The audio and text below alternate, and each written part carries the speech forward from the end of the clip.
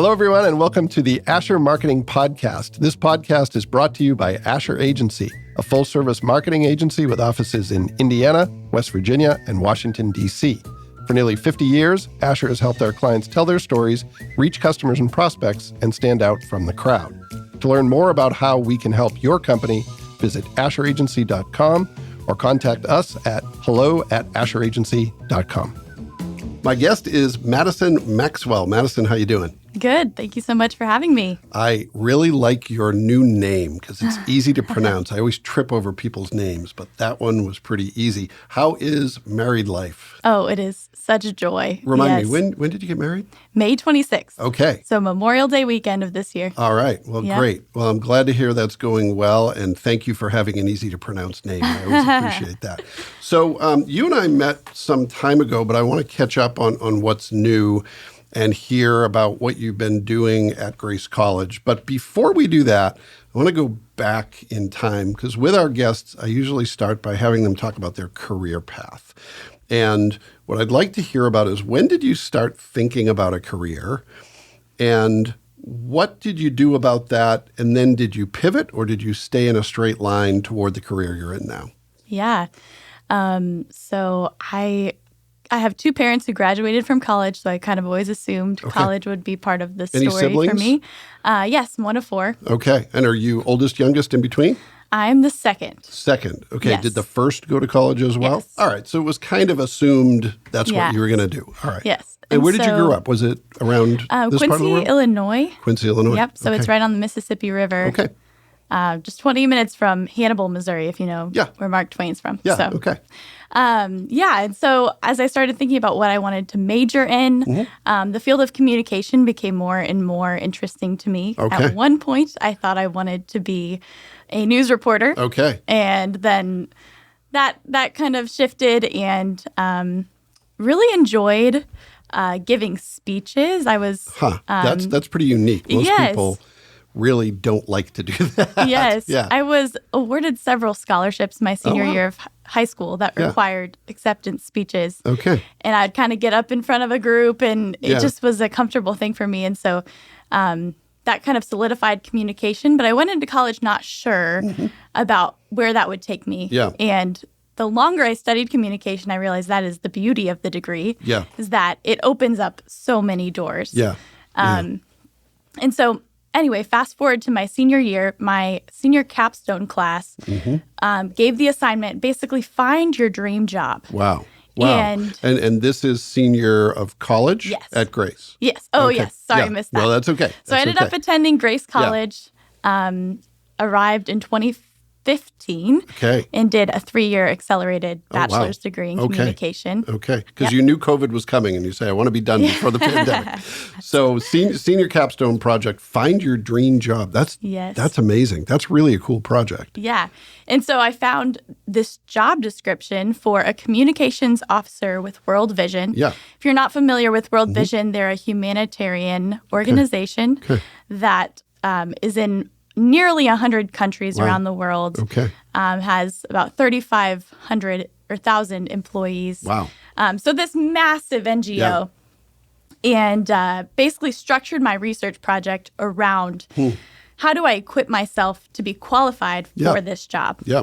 And so it led me to interview a bunch of executive directors of nonprofits and to look into the communication styles of nonprofit organizations.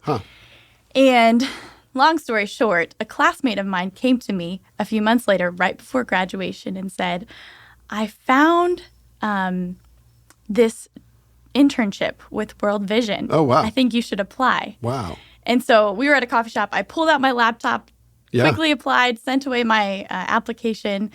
Didn't expect to ever hear back. Wow. Also, this internship was in Washington State. So and you'd never been there.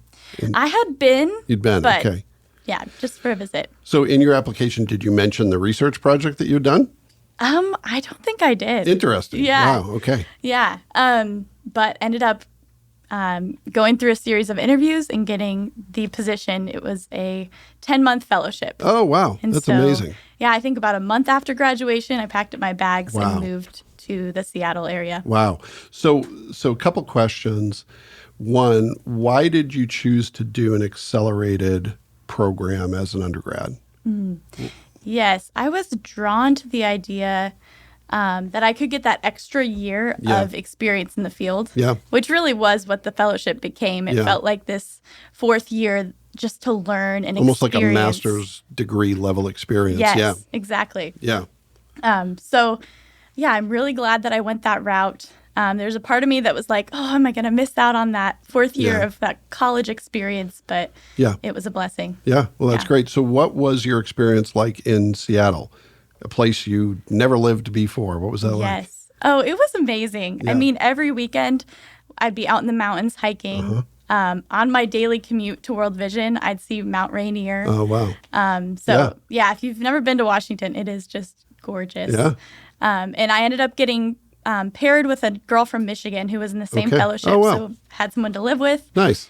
And the job was super cool. I was placed on the corporate engagement team there, so we were working on partnering with businesses like Amazon and Microsoft and Costco to serve vulnerable children and families in the field in a way that also served and met their business needs. Okay. So one of the things we offered was kit builds. And these kit builds were, bring your employees together. This can be a morale building, team building experience, and package hygiene kits or school kits that we're going to send to disaster areas.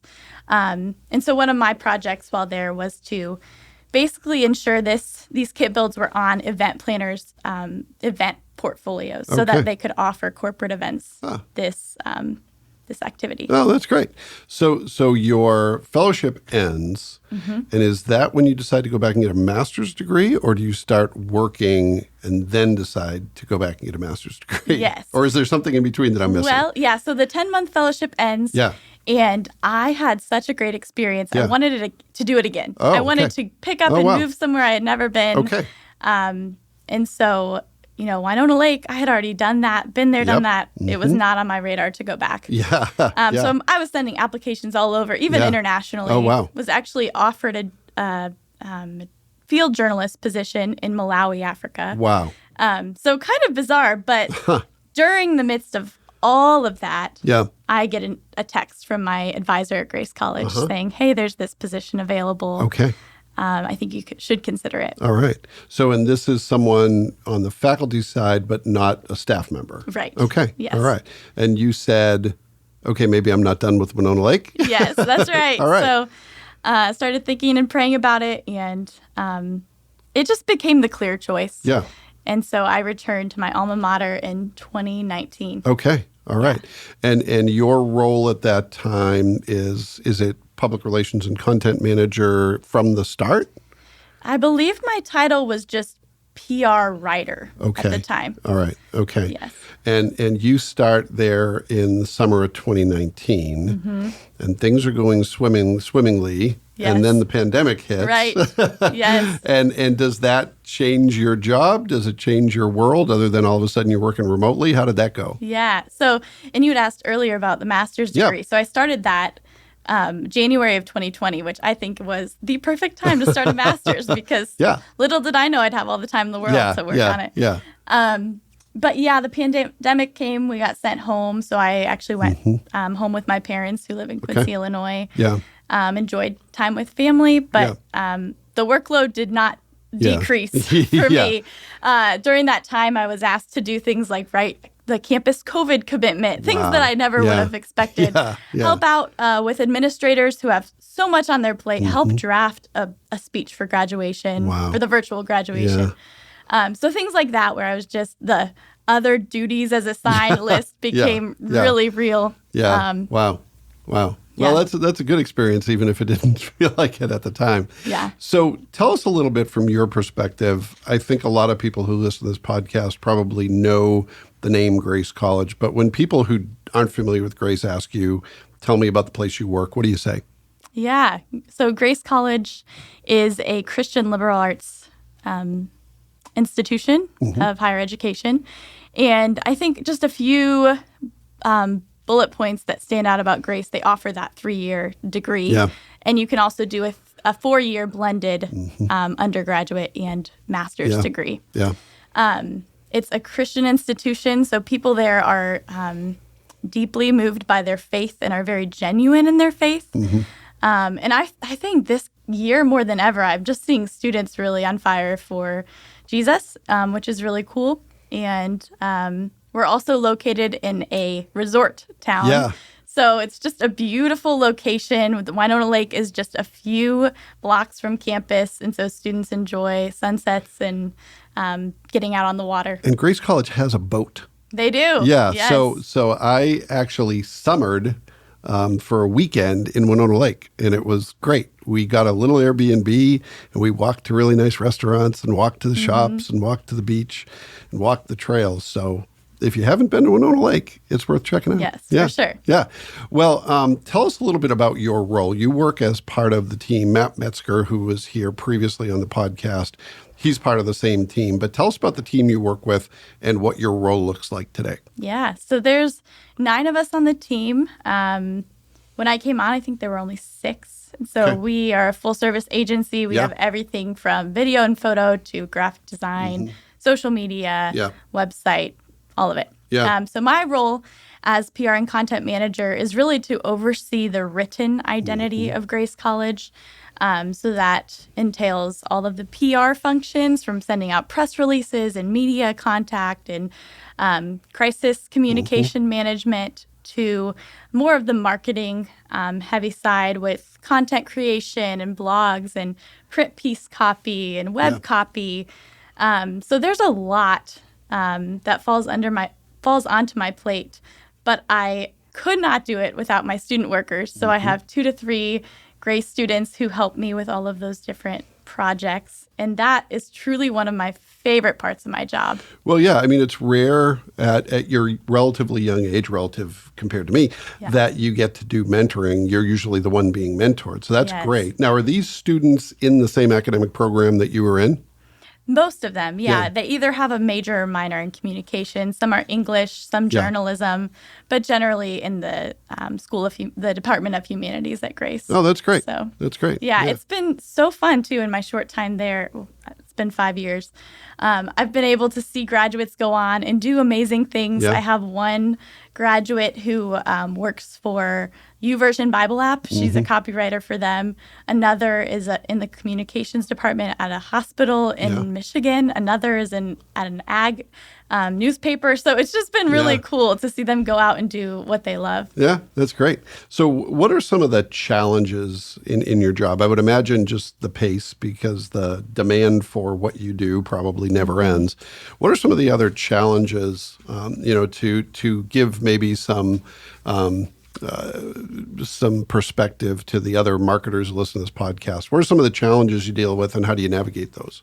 Yeah, I think one of the most important things in higher ed is internal communication. It's really easy for a school to get siloed. Yeah. And so to make sure you are not only communicating what you can offer those departments in terms of marketing, but also being diligent to show them the results of that marketing so that they see the value in what you do. Yeah.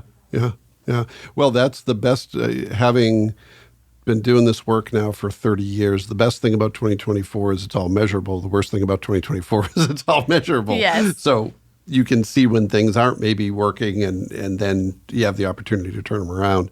So let's talk a little bit about projects, big projects you're working on, to the extent that you can share.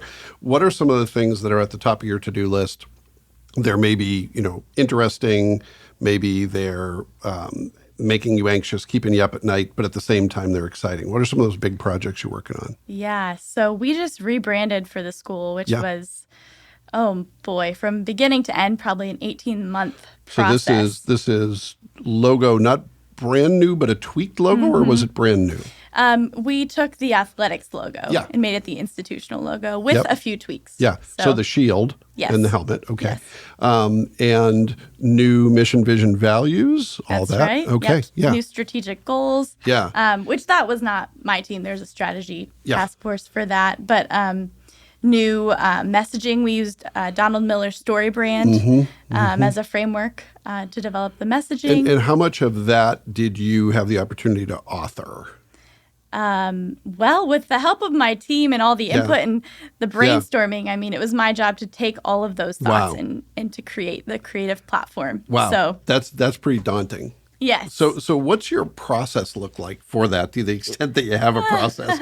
Is it just take a bunch of input, go in a quiet room and figure it out, or is it more refined than that? Well, I think the process we took as a team was super helpful. We would meet every other week for probably the better part of a semester and just hash out different just words on whiteboards and hash out different slogan ideas and talk about what worked, what didn't, look at other institutions. And so it was like I had all of those conversations in my mind going in to write the final piece. Yeah. And I actually, Utopian is a coffee shop here in Fort Wayne. I took a day to work remote and I just got in the zone and went at it. Well, I was listening to a podcast recently and it was talking about getting out of your normal workspace is really, it can give you an objectivity. And I remember I don't even drink coffee, but I was doing some work in Wabash and I went to a coffee shop in Wabash and I read a column for Business Weekly and I wrote like my favorite column. And it was something I didn't even plan, but just being in that different setting, kind of, number one, no distractions or limited distractions. Number two, different environment. And I think my brain just kind of turned maybe 20 degrees to the left and it came up with something that I wouldn't have come up with sitting at my desk. I believe it. Yeah, I'm a huge believer in that. Yeah. Well, that must have been pretty gratifying, though. That's a big job. And to see the results of that must be pretty cool. Yeah, for sure. And I also was able to be a part of the group, a smaller group of our team, went department by department through the school and included a board presentation pitching the idea. Oh, wow. And so it was really cool to be in those reveals of the creative platform and to hear the feedback and it's just been really well received overall. Well, and in higher ed, I won't ask you to comment on this, but it can be a tough crowd because you've got folks who are creative by design, both on the faculty side and the staff side. A lot of opinions. So again, probably very gratifying to see people roll with that and to make it their own. I'm assuming the work there isn't done, even though the rebranding project is maybe wrapping up. What are some of the byproducts of that you're working on? Yes. So I'm in the midst of the Gray Story magazine for this fall, and that's going to be all about the brand rollout and the new strategic work that was done for the school. And so, just getting to showcase the work over the past 18 months. And I really want to do it well because it's been a lot of hours. So that's plenty, but any other big projects that are on your plate or on your mind right now? Yeah, something I forgot to mention in my assigned duties, we have what's called Grace Solutions in the marketing department at Grace, which is where we actually do external agency work for companies and nonprofits in our area. And so there's always a swirl of projects that are going on that I'm either assigning to my student workers or taking on myself. So Well, what a great way to build advocacy for the college locally. That's really cool. I was really impressed. When I visited your office and saw the size of the team, I was like, this is bigger than I would expect and really impressive, kind of the operation that you have in-house. So yeah. Well, that's cool. Well, I want to pivot to a fewer quick hit questions. The answers don't have to be short, but things that reflect some of the conversations we've had, but bring it kind of together. So the first one has to do with careers and what you've learned about building a successful, fulfilling career. You've had some success and some experiences at a relatively young age that many people never have. What have you learned in that about what it takes to build a career that you can be proud of, where you can have some success and be fulfilled? I think it really goes back to my fellowship at World Vision. I think it's so important to have some mentors in the field. So something I didn't mention is they really encouraged fellows to do informational interviews with people all across the org. And so I think I probably conducted 30 to 40 informational interviews over my fellowship and just got to know, ask them the same questions you're asking me about their career journey and what they've learned along the way. And several of those people I've still kept in contact that's great. to this day. Yeah. So having people who are ahead of you, who are mentoring you and speaking into your career journey, I think is crucial. Well, and that's great of them to take the time to do that, to invest in others who might have something to learn from them. That's pretty unique. Yeah, for sure. All right, next question. What is a myth or misconception about the place you work or the work that you do or the work of being a content manager or a public relations person? What's a myth that you think needs to be debunked, or maybe something that's not appreciated enough that you think deserves to be amplified? Yeah. So I think higher ed has been given a rap that it's a little archaic, stuck in the past, resistant to change. Yeah.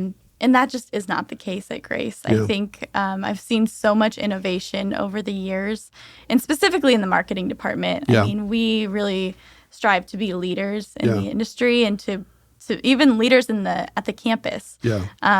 And so just thinking about creative and innovative ways we can engage our target customer. Yeah. Well, and I'll say this is only having had a little bit of experience with Grace is I think that's very genuine, and some of it seems to be top down.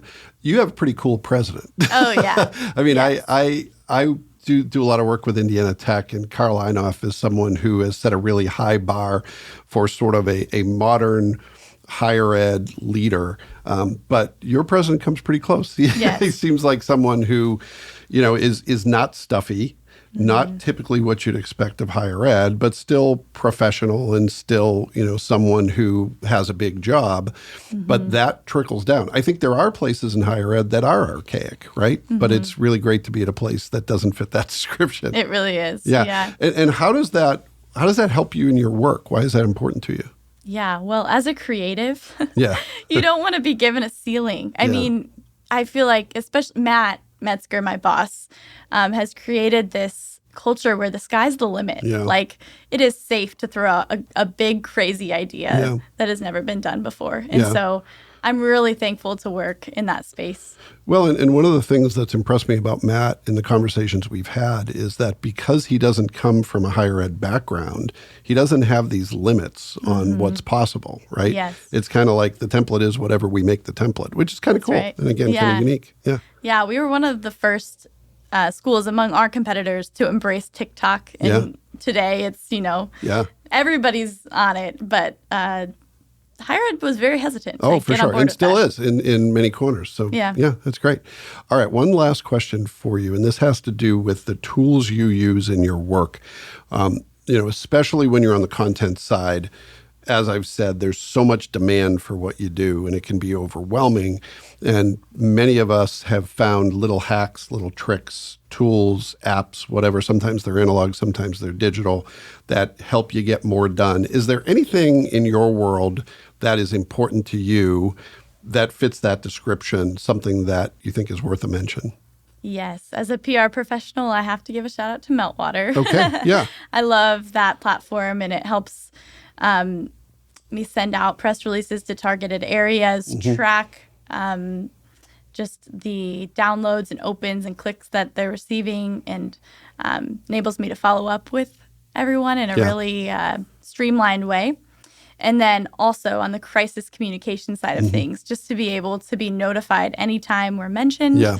That's just crucial. Yeah.